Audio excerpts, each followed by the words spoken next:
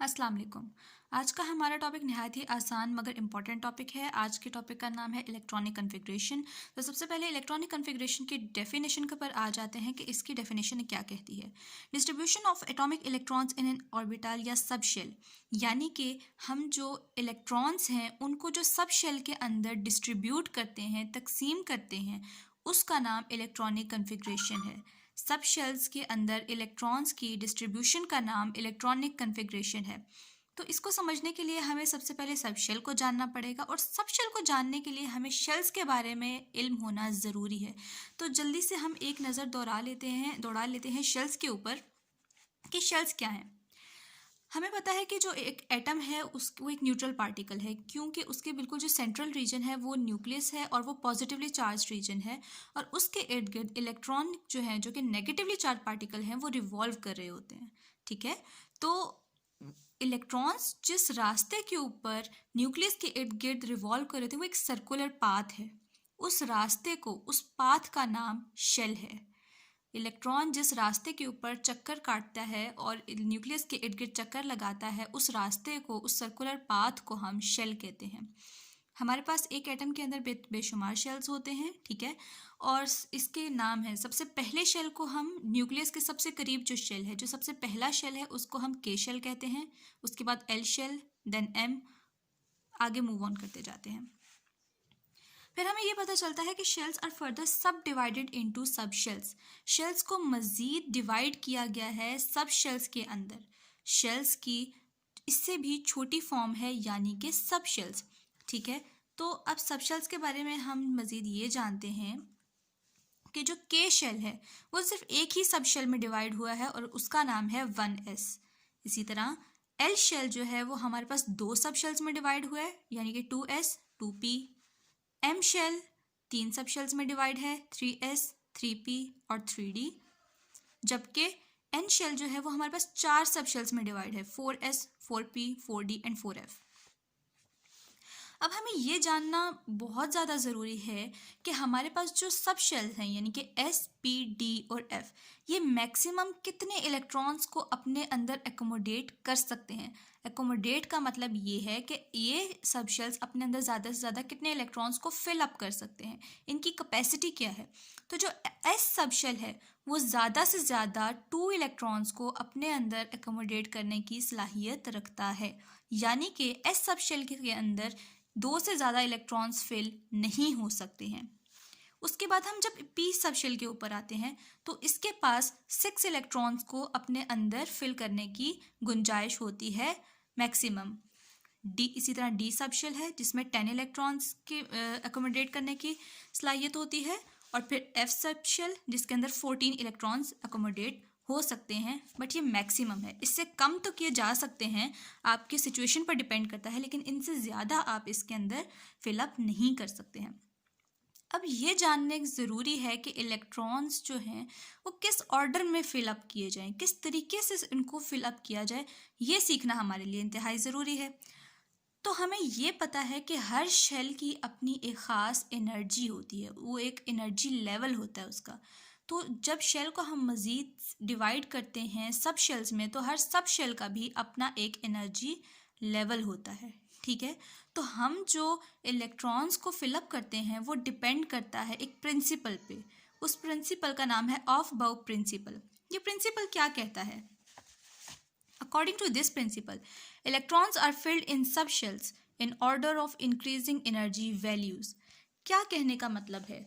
कहने का मतलब यह है कि इलेक्ट्रॉन्स को इस तरीके से फिलअप किया जाता है कि उसकी एनर्जी की जो वैल्यू है, उसका जो ऑर्डर है एनर्जी का, वो इंक्रीज करता जा रहा हो। यानी सबसे पहले हम सबसे कम एनर्जी की वैल्यू वाली में इलेक्ट्रॉन्स को फिलअप करेंगे, उसके बाद उससे बढ़ती हुई एनर्जी, देन उससे बढ़ती हुई एनर्जी का जो लेवल है, और एंड पर सबसे हायर एनर्जी पर हम पहुंच जाते हैं।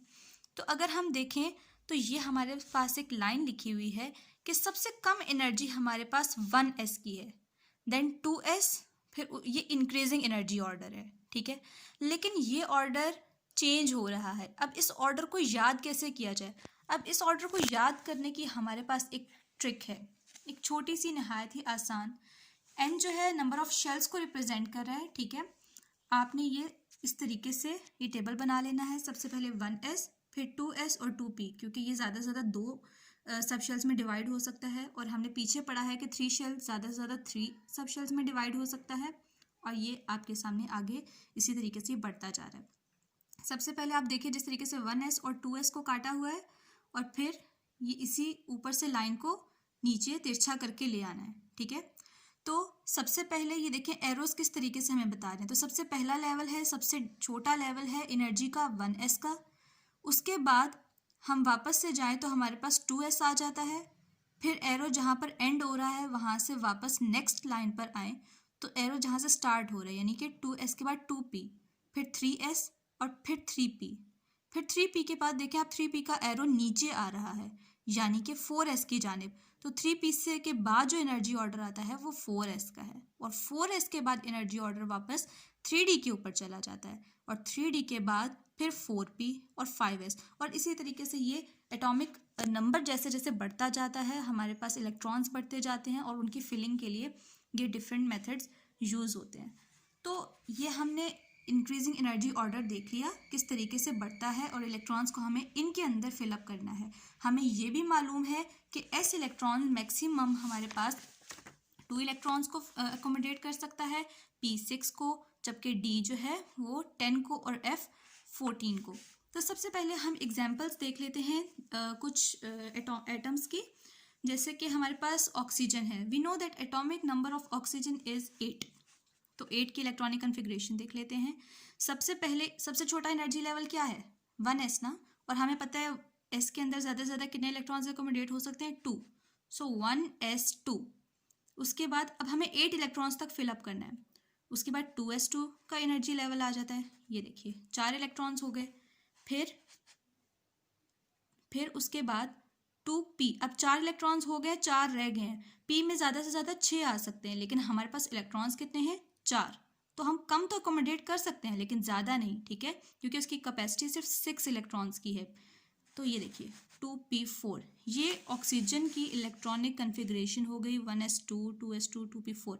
अब देखें एनर्जी हमने जो ऊपर एक एनर्जी लेवल की बात की थी 1s2 2s2 2p, ये उसी को सेटिस्फाई भी कर रहा है, और हमारे पास नंबर ऑफ इलेक्ट्रॉन्स जो कि 8 हैं वो भी फिलअप हो गए हैं। अब नियॉन पे आते हैं जिसका एटॉमिक नंबर 10 है।